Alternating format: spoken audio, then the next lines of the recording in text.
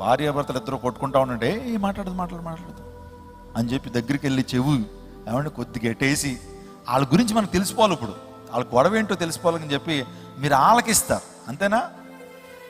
అంటే ప్రతిరోజు చాలా మాటలు వినపడుతుంటాయి, కానీ ఆలకించడం వేరు. అందులో బట్టే listening is different from hearing. ఈరోజు దేవుని వాక్యాన్ని కూడా మనం ఎలా ఉండాలంటే అటెంటివ్గా వినాలి. వినుట ద్వారా మన జీవితాలకు గొప్ప ఆశీర్వాదం. వింటున్న మాటలు మనం ప్రభావితం చేస్తాయి.